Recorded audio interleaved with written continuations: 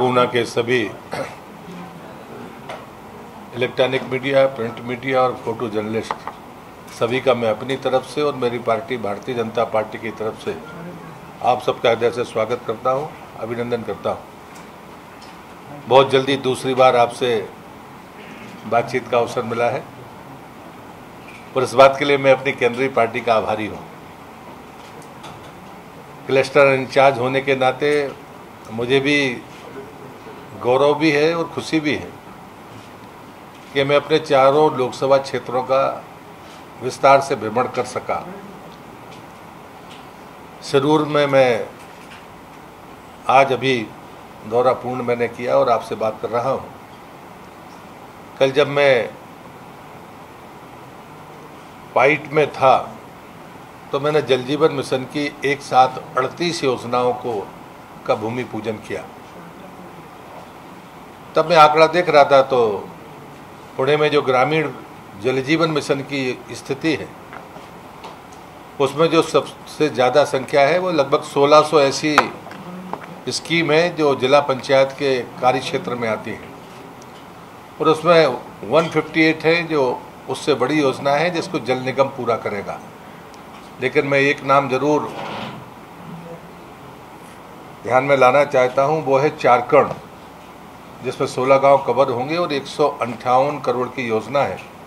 ये सबसे बड़ी योजना है सिरूर में या पुणे जिले में। दूसरी बात मुझे ये कहनी है कि मैं सौभाग्यशाली हूं कि जब मैं 22 तारीख को आया था तो कार्तिक की त्रयोदशी थी या महान संत ज्ञानेश्वर जी की समाधि का दिवस था और मुझे वहाँ पर जाकर नमन करने का मौका मिला।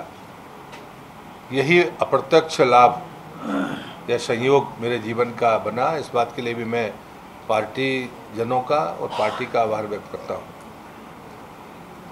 इस पूरे प्रवास के दौरान जब मैं 2 जगह पर मैंने किसानों से जब संवाद किया और वो जगह है पेट जो अम्बे विधानसभा में है और दूसरा पाइट जिसकी चर्चा मैंने आपसे की है। जो समस्याएं हैं वो समस्या में आलू और प्याज 2 का बड़े पैमाने पर वहाँ पर उत्पादन है। जब मैंने उनसे कहा तो वहाँ के जनप्रतिनिधियों ने भी मुझसे ये डिमांड की थी कि आप प्याज के बारे में क्या सोचते हैं। तो समस्याएं 2 ही हैं, जो किसान हो या उपभोक्ता हो या सरकार हो। हम रोज़मर्रा के उपयोग में की बात करें या फिर निर्यात की बात करें, और फूड प्रोसेसिंग मंत्रालय का काम ही ये है कि हम फलों और सब्जियों की अगर उम्र बढ़ा देते हैं प्रोसेस करके तो किसान का भी लाभ होगा, उपभोक्ता का भी लाभ होगा और सबसे बड़ा देश का लाभ होगा। कोई चीज़ सड़ने के पहले कहीं ना कहीं विक्रय के साथ उपयोग में आ जाएगी। मैंने उनको अवगत कराया कि देश में अभी 3 जगह पर विकिरण की पद्धति से प्याज के प्रोसेसिंग का काम शुरू है और उसके परिणाम भी अच्छे हैं कि 12 महीने तक 11 से 12 महीने तक प्याज उगेगी नहीं और 27 डिग्री के टेम्परेचर पर अगर वो रहती है तो 7% से कम लॉस उसका होगा। एक दुविधा उपभोक्ताओं के मन में थी कि विकिरण के बाद कहीं वो स्वास्थ्य की दृष्टि से नुकसानदेह तो नहीं होगा। निप्टम जो हमारा इंस्टीट्यूट है और 4 फूड की जो हमारी प्रयोगशालाएं हैं उनसे हमने उसकी रिपोर्ट मांगकर उनसे कहा है कि आप हमको उपलब्ध कराइए ताकि हम विधिवत सरकार की तरफ से सर्कुलेट कर सकें, ताकि हम स्वयं जिम्मेदारी लें, क्योंकि विश्वास जगाने की ज़रूरत है। सिर्फ कह देने भर से काम नहीं चलेगा। तो मैंने उनको ये बात कही। और दूसरा जो उन्होंने मुझसे कहा था तो मैंने कहा था कि आप आएँ, आपका स्वागत है। अगर इस तकनीक से आप प्याज का प्रोसेसिंग प्लांट लगाना चाहते हैं तो हम इसमें आपकी मदद करेंगे।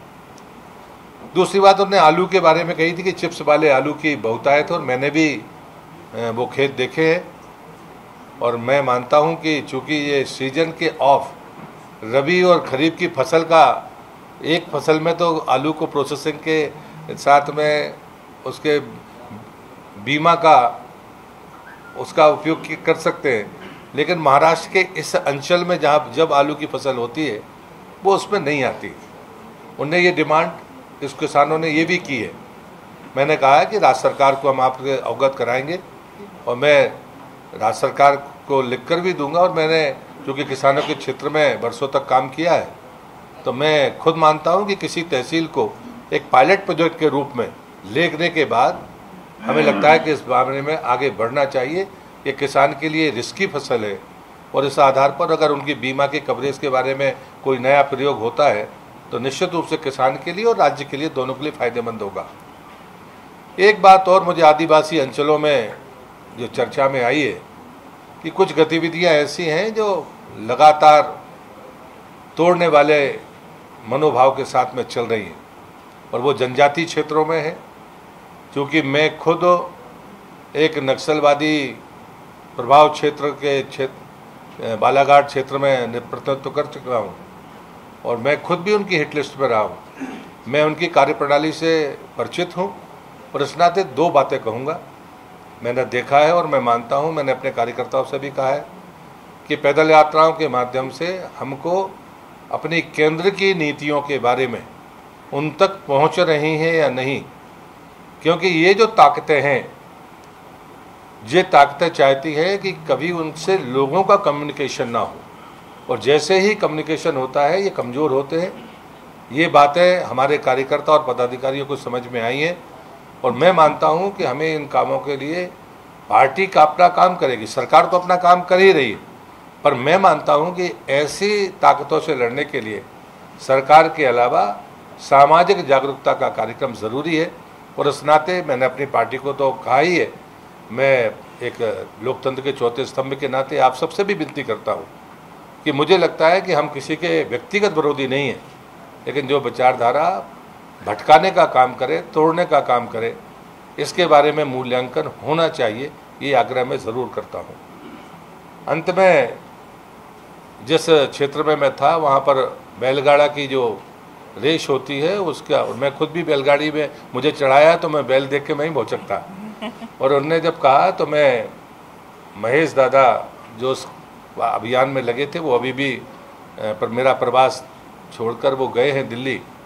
मैं सिर्फ इतनी ही विनती करता हूँ कि उनने जो संकल्प लिया है कि एक दौड़ जारी रहे, इस भावना का सम्मान उच्चतम न्यायालय करेगा। और मैं ईश्वर से ही प्रार्थना करता हूँ कि महेश दादा का ये प्रयास और अन्य भी राज्य हैं, तमिलनाडु है, कर्नाटक है, उन सबको सफलता मिले।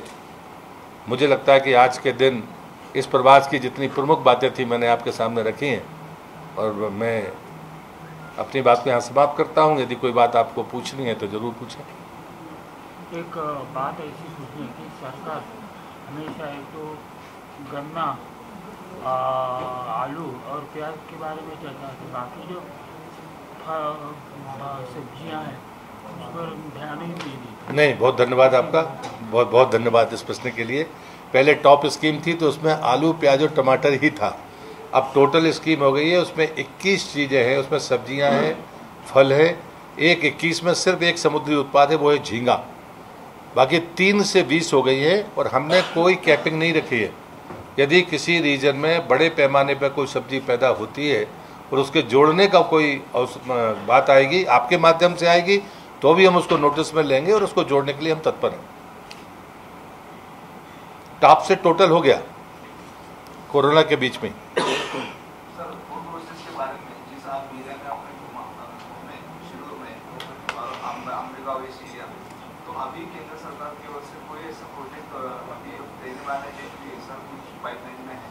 नहीं, उनने मुझसे कहा तो मैंने कहा कि आलू के लिए वो कर सकते हैं, जैसे विंडो खुलता है वो डालें, हम मदद करने के लिए तैयार हैं। प्याज की प्रोसेसिंग का एक रास्ता है।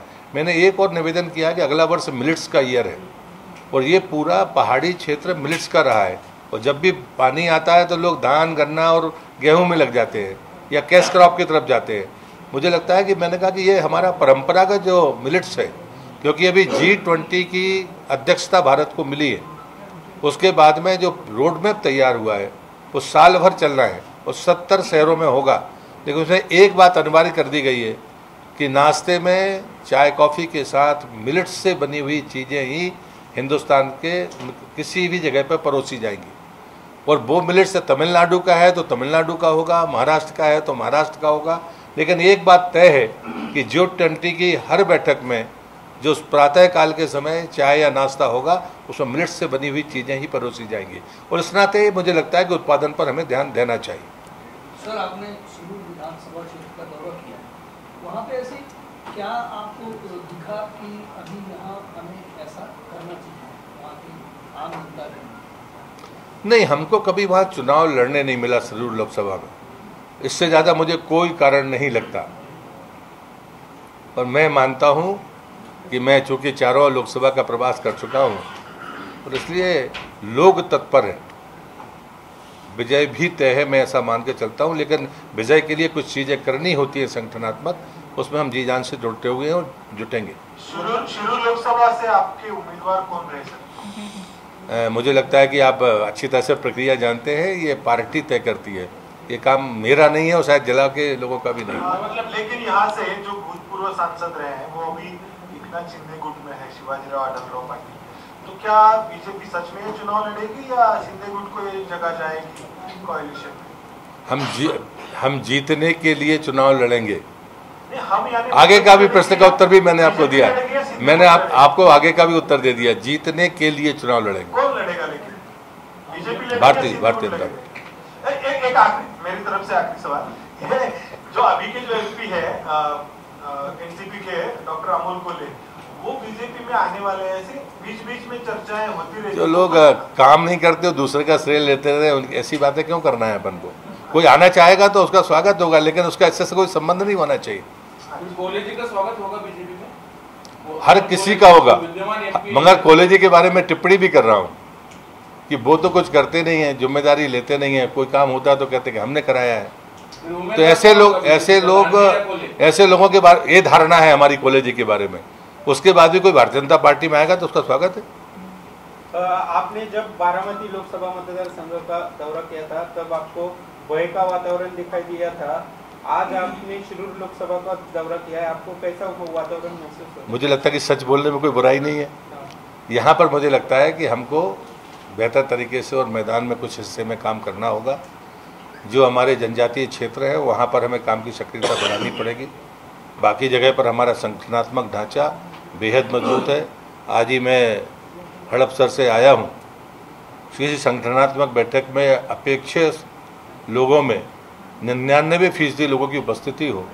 मेरे जैसा कार्यकर्ता जो संगठन का काम करता है पिछले 40 वर्षों से, मैं गौरवान्वित महसूस करता हूँ। इसलिए यहाँ ऐसी चीज़ें नहीं दिखती, लेकिन जो समस्याएं थी मैंने आपको गिनाई। इसका मतलब ये कि उम्मीदवार चाहे कोई भी हो आगे पार्टी तय करेगी जैसा आपने बताया, लेकिन लड़ना तो भाजपा को ही शुरू भारतीय जनता पार्टी में भारतीय जनता पार्टी उसका चिन्ह ही चुनाव लड़ता है। सर, आपने बताया कि आदिवासी एरिया में उनकी गतिविधियाँ तो सोशल अवेयरनेस स्प्रेड करना बहुत जरूरी है, तो गवर्नमेंट ऑफ इंडिया कितनी जरूरत है? भारत सरकार की जितनी भी योजनाएं ट्रैवल के लिए हैं, आज तक कोई सरकार नहीं दे सकी, ये मैं कह सकता हूँ, किसी भी प्रकार की। वहाँ पहुँचने की जब बात आती है कि उसका रिजल्ट क्या है, ये काम हमारे मैदान के कार्यकर्ता को करना होगा। हम सेवा के क्षेत्र में भी काम करते हैं। योजनाओं के क्रियान्वयन के बारे में, चूँकि बीच में 2.5 वर्ष महाआघाड़ी की सरकार थी, तो जब क्रियान्वयन में तकलीफ होती है तो एक्सप्लॉइट लोग उसी को करते हैं। अन्यथा हमारी किसी भी योजना में भेदभाव तो है नहीं, हम तो फोकस करके देते हैं। अगर कोई ये कहता है कि साहब वो आ जाएंगे तो आरक्षण बंद हो जाएगा, इससे बड़ी झूठ और क्या हो सकता है? लेकिन ये फैलाया जाता है और मुझे लगता है कि अगर कोई सरकार कुछ देगी नहीं, ये भी कितनी गलत बात है। प्रधानमंत्री आवास योजना से लेकर जल जीवन मिशन तक जब हर घर तक हम पहुंचाने की बात कर रहे हैं तो हम तो किसी के साथ भेदभाव नहीं कर रहे हैं।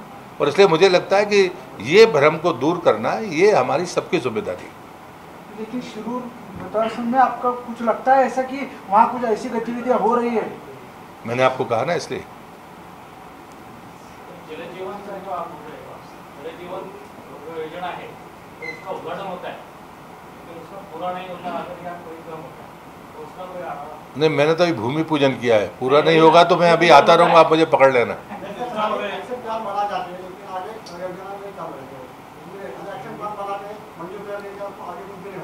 नहीं, ये बहुत पुराने सवाल हो गए हैं, मुझे लगता है बहुत पुरानी बात कर रहे हो अपने। मैं एक प्रार्थना करता हूँ, एक निवेदन करता हूँ।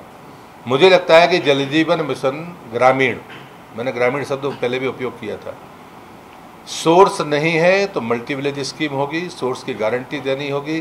30 साल की सोर्स की गारंटी के बाद ही सोर्स को कंप्लीशन माना जाएगा और उसके संचालन के बारे में भी चीज़ें पहले से सुनिश्चित कर दी गई हैं। और इसलिए मुझे लगता है कि क्रियान्वयन में कहीं भी कमी दिखती है, आपको छापना चाहिए या मुझे भेजना चाहिए, मैं उस पर कार्रवाई करने के लिए तैयार हूँ। मुझे लगता है ये आश्वासन नहीं है, ये मोदी जी का संकल्प है। 2019 के परिणाम आने के बाद, हमने पहले नहीं कहा था चुनाव के, हमने चुनाव के बाद कहा है 2019 के बाद कि हर घर जल, स्वच्छ जल, पाइपलाइन के द्वारा जल, ये जल जीवन मिशन का कॉन्सेप्ट है। हमारे यहाँ तो कठिनाई नहीं है, लेकिन लेह लद्दाख, कारगिल और जम्मू कश्मीर में तो कठिनाई है। वहाँ पर हमने अचीव करके बताया, उसके बाद कोई चीज़ रह नहीं जाती। दूसरा उदाहरण मैं नॉर्थ ईस्ट का दूंगा, मेघालय का, जहाँ पर 27 किलोमीटर पहाड़ी पर पानी लिफ्ट करके ग्रेविटी से सारे गांव में पानी पहुँचाए। मुझे लगता है कि ये निर्णय करना राज्य सरकार का काम है कि वो मल्टी विलेज स्कीम बनाएगी कि सिंगल विलेज स्कीम बनाएगी। हम ये मानते हैं कि जहाँ पर पानी के सोर्स नहीं है, डीपीआर को संशोधित करना पड़े तो करना चाहिए, लेकिन हमको मल्टी विलेज स्कीम बनाकर पानी की गारंटी देना चाहिए कि सोर्स एक्सप्लॉइट नहीं होगा। और इसलिए क्रियान्वयन में कहीं कोई कमी दिखती है तो आप निकालेंगे, हम उसको सुझाव के रूप में लेंगे, हम उसको ढाकेंगे नहीं। जल जीवन मिशन को अभी महाराष्ट्र में गति मिली है क्या, और पुणे में इसके इस मिशन में कोई भ्रष्टाचार के आरोप हो रहे हैं, क्या आपने उसका रिव्यू लिया क्या? मैंने रिव्यू लिया था पिछले समय में। पैसे का आंकड़ा मैं आपको बता सकता हूँ, उससे अंदाजा आपको पड़ जाएगा कि 2.5 साल में कुछ ऐसी परिस्थितियाँ आई थी जहाँ पैसे का उपयोग नहीं हुआ। मैं आंकड़े आपको बताता हूँ, पिछली बार भी शायद मैंने देने की कोशिश की थी।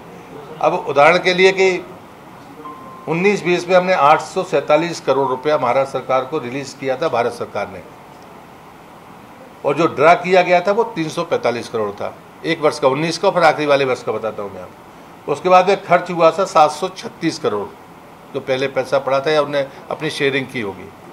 लेकिन 20-21 में 7,064 करोड़, जो मैंने पिछली बार आपसे कहा था कि राज्य सरकार कोई भी हो जितना वो खर्च करेगी उसका 3 गुना ड्रा कर सकती है, तो उनके लिए रिलीज करने के लिए था 7,064 करोड़, और जो उनने ड्रा किया वो 1,666 करोड़, और जो खर्च किया है 21-22 में वो 885 करोड़। अब ये जो रेशो है, ये आंकड़ा आम आदमी को पता नहीं होगा, लेकिन मैं मानता हूं कि जनप्रतिनिधि और प्रेस को ये पता होना चाहिए। आलोचना सिर्फ आलोचना के लिए नहीं होनी चाहिए, लेकिन आपने अपने सिरे के चक्कर में महाराष्ट्र का नुकसान किया।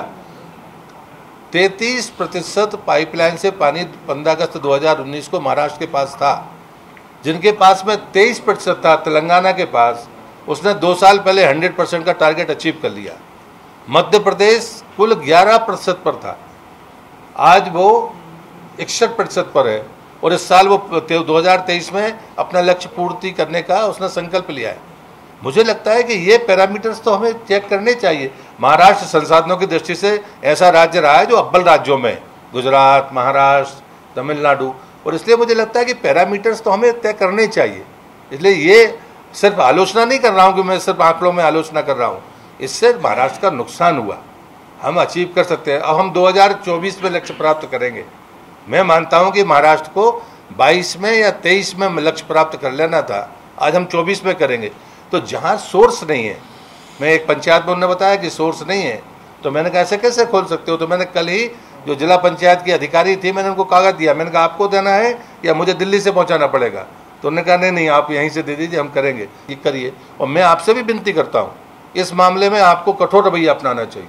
अगर पानी का सोर्स नहीं और सिंगल विलेज स्कीम है, आपको भरपूर आलोचना करनी चाहिए, क्योंकि ये चीज़ें अगर अभी नहीं हो पाई तो फिर बाद में ये कठिनाइयाँ होंगी, फेस सेविंग से काम चलेगा नहीं। सर, महाराष्ट्र के राज्यपाल बार-बार विवादास्पद स्टेटमेंट देते हैं, तो अभी कुछ देर पहले आपकी पार्टी के सांसद उदयनराजे भोसले, उन्होंने उनको हटाने की मांग की है। आप क्या किस प्रकार से इन पदों पर टिप्पणी नहीं करनी चाहिए, मैं भी नहीं कर सकता। राय भी व्यक्त करना मेरे लिए तो संवैधानिक स्वीकृति नहीं है। लेकिन राज्यपाल बार-बार शिवाजी महाराज मैं उस आप मुझे 10 बार भी पूछेंगे तो मेरा जवाब यही है कि इन पदों पर मुझे भी टिप्पणी नहीं करनी चाहिए और किसी ने की है तो उसको तो करना ही नहीं चाहिए। जो बीजेपी के प्रवक्ता राज्यपाल के स्टेटमेंट का आपका समर्थन है? बीजेपी के प्रवक्ता है उन पर भी बहुत बड़ा आरोप लग रहा है, उन पर तो आप बोल सकते हैं। आप राज्यपाल के स्टेटमेंट को आपका समर्थन है या नहीं? काय के बारे में उन्होंने भी ये कहा कि पुराना इतिहास हो गया। शिवाजी महाराज के बारे में मोदी जी ने भी कंट्रोवर्शियल स्टेटमेंट ये किया है, बोला है अभी रंग में ही। मैंने सुना नहीं तो मुझे टिप्पणी मत करवाई। मैं टालता भी नहीं हूँ, नहीं तो सुना होता तो मैं बोलता। सेंट्रल मिनिस्टर है, ऐसे राज्यपाल अगर हर जगह पे अगर इंसल्ट करते रहेंगे महापुरुषों का और आप बोलेंगे नहीं बोलेंगे तो मंत्रिमंडल में आप ये डिमांड करेंगे कि उसको हटा देंगे? मुझे लगता है ये जवाब मैंने कहा था कि इसमें मैं कोई जवाब नहीं दूंगा, लेकिन आपकी बात को ध्यान में रखूंगा। इसीलिए आप अगर इतना कह सकता हूँ, इससे ज्यादा नहीं बोल सकता। उनको हटा देंगे ना और आप सीनियर मुझे लगता है कुछ बातें सुन ली जाती है और सही जगह पर होगा, मगर आज अभी मुझे लगता है कि मैं गवर्नर के बारे में टिप्पणी नहीं कर सकता। ये मेरा संवैधानिक रूप से मेरे लिए तो प्रतिबंध है कि मुझे नहीं बोलना चाहिए और किसी को भी नहीं बोलना चाहिए। हाँ, यदि कुछ ऐसी टिप्पणियां हुई होंगी तो ध्यान में रहती है।